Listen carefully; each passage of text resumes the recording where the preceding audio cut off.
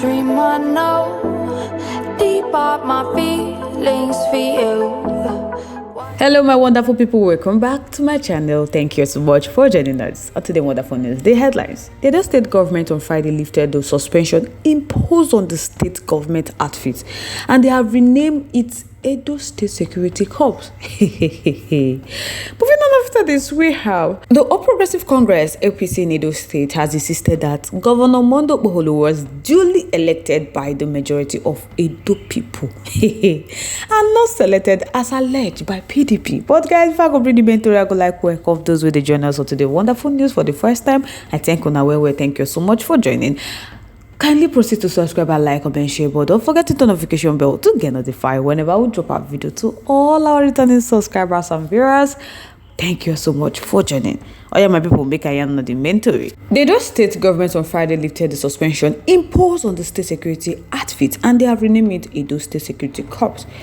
The state security outfit, which was known as Edo State Security Network, was banned by Inspector General of Police Kayode Boytoko in September, before the governorship election in Edo State.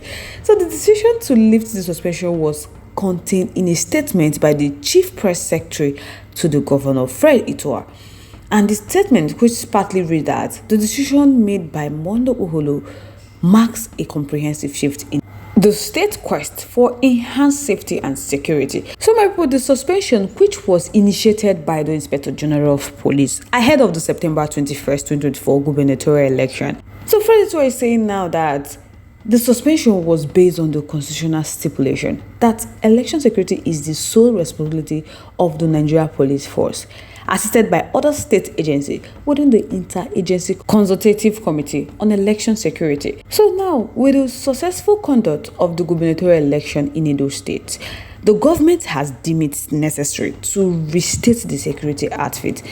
This move was aimed to bolster the state security apparatus and ensure the safety of the citizens of Edo State, according to what Okpebholo is saying. So as part of the restatement process, Okpebholo, the Edo State governor, is saying that all returning officers are required to report to the Office of Edo State Commander or their respective zonal offices, that is North, Central, South, of the corps, because this directive aims to ensure a seamless transition and the effective deployment of security corps. Secretary to the state government, Omar Akilo, in his statement emphasized that the government's commitment to ensure safety and security of their citizens is the number one priority for them. So that is why Okpebholo is doing all this to help Edo people. The security network was banned before the election, but after the election, Edo people they wait. They see whether they go call them back.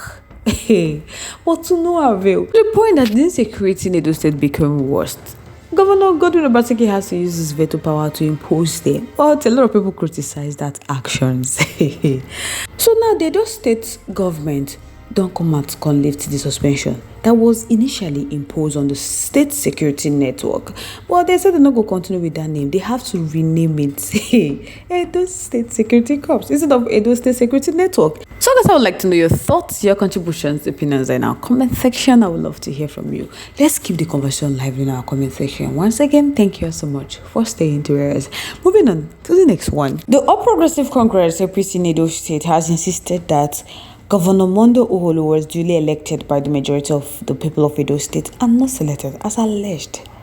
Prince Kasim Afebwa, a member of the Party Transition Committee and the Asset Verification Committee, made the remark while responding to the labeling of the state governor as governor select by the People Democratic Party. You guys can recall that on November 26, 2024, the People Democratic Party, at a press briefing titled The State of the Nation Address, read by the caretaker committee chairman of the party in Edo State, Dr. Tony Ezebami, addressed Governor Okpebholo as governor select and not elected. So at the press briefing, Tony Ezebami said, "It is most unfortunate and disappointing that in just 14 days in office, the governor selects." Okpebholo, through his action and inaction, have succeeded in setting a dangerous tone for crisis and breach of public peace. So they are worried that this troubling precedent may just be an ignition for a conflagration that may well be avoided. So in the same manner, they said that talks under the payroll of the governor select Okpebholo as government vehicles recovery agent led by Kelly Okumbua, a chieftain of the APC in the state, broke into the private residence of the immediate past governor of Edo State, Governor Godwin Obaseki, in Gestapo style, assaulting and harassing security personnel at Governor Godwin Obaseki's premises. Not only that, they also said that 2 weeks after Okpebholo inauguration on November 12th, that the governor select Senator Okpebholo and his deputy Dahosa Dennis failed to officially resign from their respective seats in Senate and House of Representatives, denying their constituencies of representation at the national level in line with Section 68(1)(d) of the 1999 Constitution as amended. So they are telling Okpebholo that they are aware that the governor select is dismounting all the levers of government and governors that he inherited. And so they're not surprised that he considered the State Procurement Act a hindrance that must be dismantled. And the governor select also has procured over 500 billion worth of vehicles without proper procurement process, which has created a crisis to the extent that PS governor's offices threaten civil servants in central administration for refusing to accept vehicles due to improper documentation. So Tony Zomi said, why Okpebholo short-lived tenure lasts until the People Democratic Party reclaimed the mandate duly given to them by Edo voters, that Okpebholo remained the governor select. So reacting to that, Prince Afebwai said the people of Edo State gave their mandate to the party candidate Okpebholo to govern Edo State for the next 4 years. That it is important to talk about all these things because they keep talking about governor select Edo people in their thousands selected on September 21st, 2024. So it was a popular selection and they were able to beat the traps they set for ringing the election. So it is understandable that they will cry wolf while there is none. Because the election was not about the Independent National Electoral Commission, INEC, but was about Edo people making a resolve that it was good to do good riddance to bad rubbish. And that was what happened on September 21st, 2024, that they are already in the tribunal. And they will not want to disturb them by making reference to the issue in the tribunal. But the fact must be established.